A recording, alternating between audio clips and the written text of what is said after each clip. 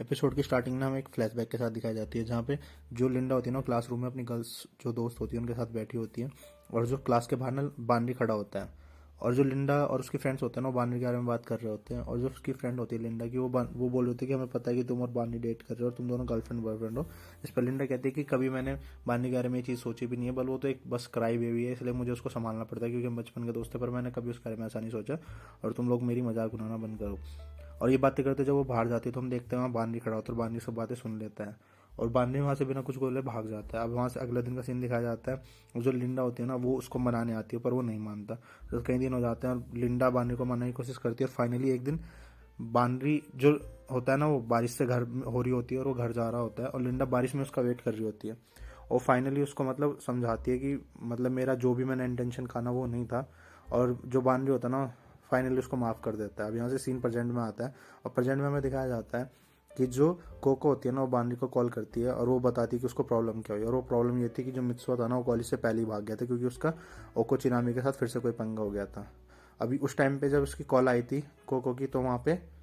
लिंडा भी बैठी थी, और लिंडा उठ के दूसरे रूम में जाने लगती है, और हमें फिर से वही घोस्ट दिखाया जाता है जो कहता है कि मैं अभी भी लिंडा से प्यार करता हूँ, क्योंकि जब भी लिंडा आसपास होती है तो हमें वो फिर से एक घोस्ट टाइप का दिखाया जाता है जो बिल्कुल बानरी जैसा दिखता है। और यहाँ से बानरी जो होता है ना वो जाता है मित्सुआ के घर, क्योंकि मित्सुआ कॉलेज से जल्दी चला गया था मित्सुआ से मिलने, और वहाँ हम देखते हैं कि एक लड़की मित्सुआ को परेशान कर रही होती है। तो जो बानरी होता है ना वो उस लड़की के सामने ऐसे एक्ट करता है जैसे बानरी एक गे है और वो दोनों बॉयफ्रेंड है, मतलब मित्सु और बानरी, और वो लड़की देख के ना वहाँ से भाग जाती है। वो बोलता है कि ये मेरा बॉयफ्रेंड है, तू यहाँ से निकल ले। और जब वहाँ से लड़की चली जाती है ना उसके बाद ये दोनों रूम में जाते हैं और पूछते हैं कि जो बानरी होता है ना वो मित्सु से पूछता है कि क्या हुआ, तू कॉलेज से जल्दी क्यों आ गया। तो वो बताता है कि मैं ना टूडी के साथ बैठा था, तभी वहाँ ओको चिनामी आ गई और वो मुझे भाग नहीं दे रही, तो मैंने उसको बोल दिया कि मैं अब तुमसे कभी भी लाइफ में बात नहीं करना चाहता हूँ, क्योंकि उस पार्टी के बाद से सबको पता है। और जैसे ओका वहाँ से गई ना तो वहाँ पे आसपास जितने भी लोग बैठे थे ना तो सबको पता है ये बात कि ओका ने मुझे डम कर दिया, ना कर दिया, सब लोग मेरी मजाक उड़ा रहे थे, इसलिए मुझे बहुत ही नर्वस सा फील हुआ, इसलिए मैं कॉलेज से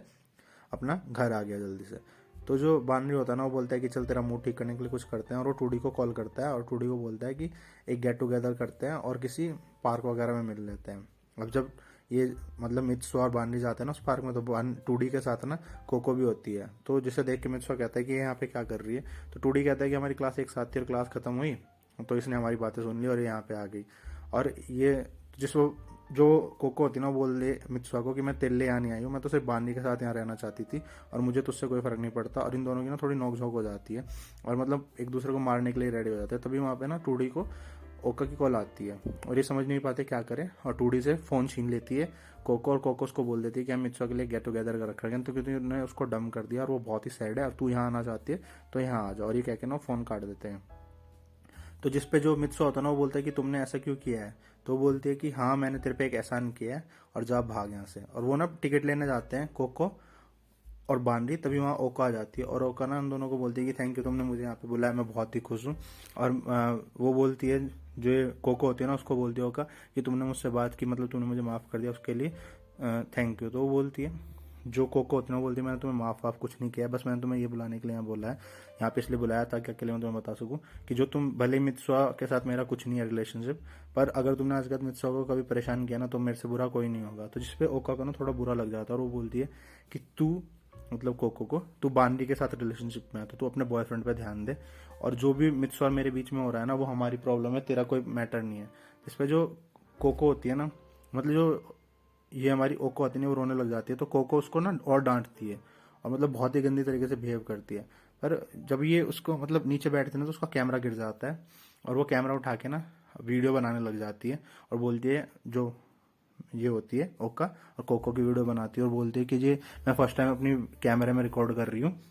कोको को, और ये मेरे साथ बहुत ही बैड बिहेव करती है। मतलब इसी तरीके से उनका झगड़ा होता है, पर फाइनली बानी उन लोगों को सॉर्ट आउट करा देता है। फिर ये पुल वगैरह पे मतलब जहाँ पे पार्क में घूमते घूमते हैं उसके बाद ये घर जाते हैं, और फाइनली मित्सुआ ना ओका के साथ मतलब सही से बात कर रहा होता है। और ये लोग ना प्लान बनाते हैं कि आज के बाद अगर ये कभी भी घूमने जाएंगे ना तो एक साथ घूमने जाएंगे, कहीं पे भी जाएंगे ना तो एक साथ घूमने जाएंगे। उसके बाद ये सब लोग बानी के घर पे सो जाते हैं। अब बानी जब सो रहा होता है ना तो उसको पता होता है कि बगल वाले घर में जो लिंडा है ना वो नाना के साथ रुकी हुई है, तो लिंडा को मैसेज करता है कि क्या तुम जगी हुई हो, तो लिंडा उसको मैसेज करती है हाँ, और वो दोनों ना बालकनी में आ जाते हैं और लिंडा उसको देख के सरप्राइज हो जाती है, बोलती है कि तुम्हें कैसे पता था मैं जगी रहूंगी, तो बोलता है कि मुझे नहीं पता। तो जिस पर लिंडा बताती है कि शायद तुम्हें अपनी कॉलेज की मेमोरी ऐसे आई होगी, क्योंकि कॉलेज में भी तुम ऐसे ही करते थे जब भी हम कभी घूमने जाते थे या कुछ भी, और तुम रात रात को जाग जाते थे जब हम किसी होटल में रुकते थे और बोलते थे मैं सो नहीं पा रहा हूँ, मुझे बहुत अजीब फील हो रहा है, तुम मेरे पास आकर रोने लग जाते थे और मैं तुम्हें समझाती थी, और यही चीज़ शायद तुम्हारे साथ आज भी हुई हो। तो जिस पे बानरी बोलता है लिंडा को कि शायद मुझे लगता है कि मैं पास में तुम्हें पसंद करता था ना, तो मैं तुम्हें मतलब देखने के सब बहाने होते थे और इसलिए मैं ये सब करता था। तो बानरी उसको बोलता है कि क्या लिंडा, हम एक दिन फाइनली मतलब एक फाइनल डे हम मतलब दोस्तों की तरह नहीं रह सकते, हम पास्ट को भूल के, वो सब चीज़ें भूल के। तो लिंडा बोलते है कि नहीं, मुझे मतलब अच्छा लगा तुम्हें देख के और मैं चाहती हूँ मैं भी मूव ऑन करूँ और तुम भी उन चीज़ों को भूल जाओ। तो जो बानरी होता है ना, वो लिंडा से पूछ लेता है कि लिंडा, जब मैंने तुम्हें पुल पे बुलाया था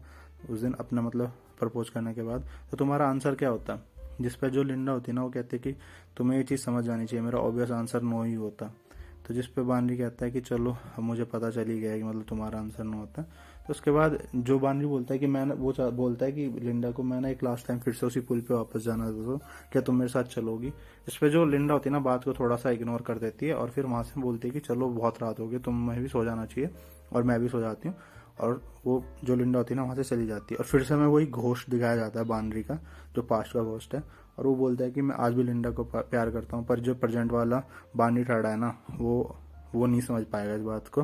पर मुझे कुछ भी करके अपनी बॉडी वापस चाहिए होगी। और यहीं पे हमारा एपिसोड खत्म हो जाता है।